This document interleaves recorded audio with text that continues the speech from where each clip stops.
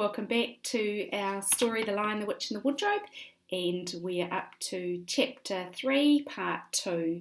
So we've got to the part where Lucy has gone into the wardrobe to hide again, and Edmund has followed her in, and he's calling out for Lucy, trying to find her in the wardrobe.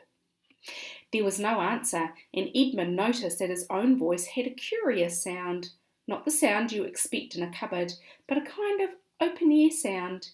He also noticed that he was unexpectedly cold, and then he saw a light. "Thank goodness," said Edmund, "the door must have swung open of its own accord."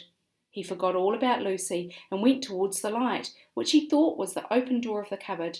But instead of finding himself stepping out into the spare room, he found himself stepping out from the shadow of some thick fir trees into an open place in the middle of a wood. There was a crisp, dry snow under his feet, and more snow lying on the branches of the trees. Overhead there was a pale blue sky, and the sort of sky one sees on a fine winter day in the morning.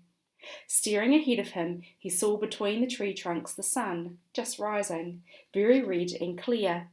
Everything was perfectly still, as if he were the only living creature in that country. And there's a picture of Edmund walking into the woods.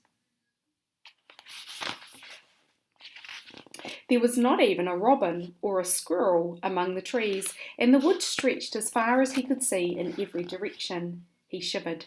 He now remembered that he'd been looking for Lucy, and also how unpleasant he'd been to her about her imaginary country, which now turned out not to have been imaginary at all.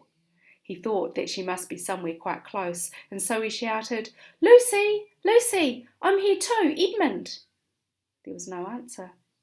"She's angry about all the things I've been saying lately," thought Edmund, and though he did not like to admit that he had been wrong, he also did not much like being alone in the strange, cold, quiet place, so he shouted out again, "I say, Lou, I'm sorry I didn't believe you. I see now you were right all along.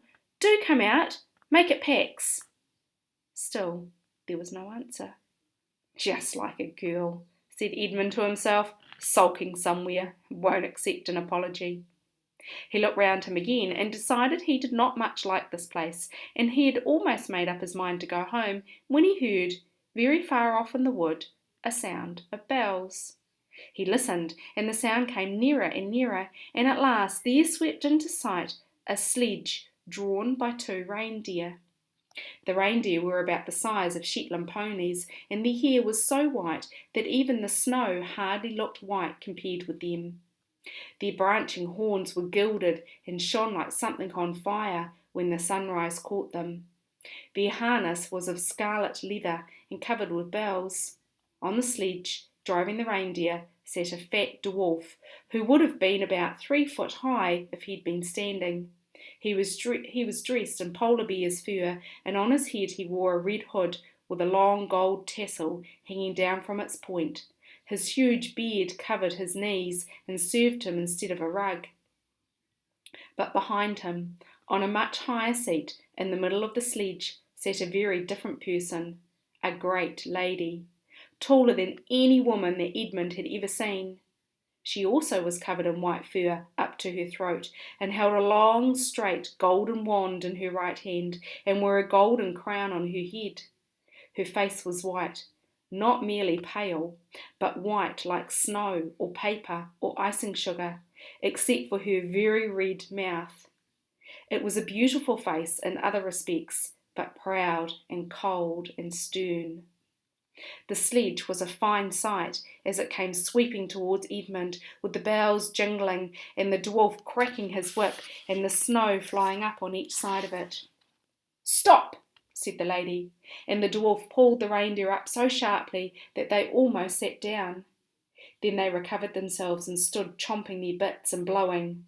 In the frosty air, the breath coming out of their nostrils looked like smoke. And there's a picture of them, of the sledge arriving with the reindeer and Edmund watching it. "And what, pray, are you?" said the lady, looking hard at Edmund. My name's Edmund," said Edmund rather awkwardly. He did not like the way she looked at him. The lady frowned. "Is that how you address a queen?" she asked, looking sterner than ever. "Oh, I beg your pardon, your Majesty. I didn't know," said Edmund. "Not know the Queen of Narnia?" cried she. "Ha! You shall know us better hereafter. But I repeat, what are you?" "Please, your Majesty," said Edmund, "I don't know what you mean. I'm at school. At least, I was. It's the holidays now."